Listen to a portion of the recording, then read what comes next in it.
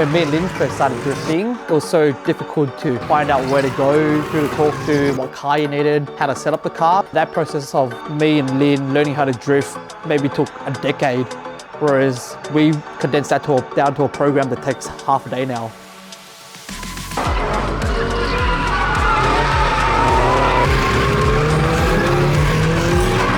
Well, we started Drift Cadet back in 2017. We supply the instructors, we supply all the motorsport licenses, and then we supply the car that's set up for drifting. We did 2 years of testing to really dial in the program.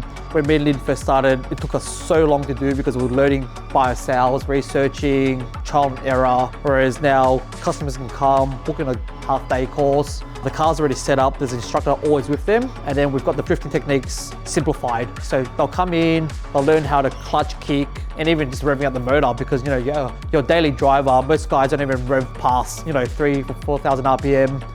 Sometimes just getting the students used to just revving the car hard and clutch kicking. And so we'll break down those techniques to really small steps, just oversteer, then we'll add in counter steer so that they can go to a donut.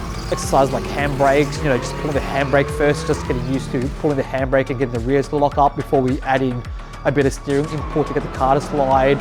It should be easy to get into motorsport, not have to join a car club, get a license, buy a car, set up a car, where do you buy tires, where do you buy suspension, things like that.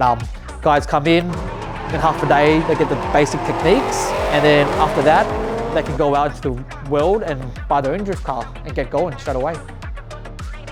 The partnership with Ryco started back in 2018. We reached out to them and we were lucky that they jumped on and supported us. Pre-COVID, having a fleet of 8 cars and maintaining them every weekend, we go through a lot of oil filters. So we were very lucky for them to come on and jump on board.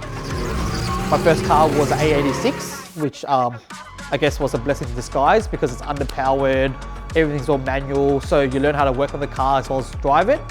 And then when Toyota released the new 86, we got to pre-order that, got one of the first ones in Australia and just started mucking around with it. And we found out pretty quickly that it's a perfect base to learn in. Even though it's not very powerful, the handling's there and it's got enough to get you going, but also you have to drive the car and not rely on the car to drift itself. So this is my registered Road 86 that I bought back in 2012, was one of the first ones delivered. I like these wheels for my straight wheels. They're a bit stancy with the stretch tires. They're 9.5 by 18. Going on that, we have Shockworks on there, as well as GK Tech lock kick for drifting. So that's where you see heaps of camber from. So this is my personal seat. So I run a Bride Japan carbon ride seat. So we're in drifting for safety. When we take passengers, there's a minimum requirement of a half cage built to MA specs. That's what we've got installed in this car. We also have harnesses, which aren't in the car right now, but that's what we run as well for safety. And then we have the seat which holds the driver in, so then more confidence in the car when he's driving it. So this is the engine bay of the 86. Originally it was NA from factory, a bit underpowered, but perfect to learn in, so you're driving the car super hard. When I'm saying it's a bit underpowered, it had 100 kilowatts at the wheel, so when you're drifting it, it's all full of clutch kicks and momentum. Now with the supercharger, we've got about 180 kilowatts at the wheel, so almost double on 98. So there's still room with a smaller pulley and on the 85, but for what we do, 180 kilowatts is perfect and it drifts really easy now and you're not needing as much clutch kicks and it picks up speed very well.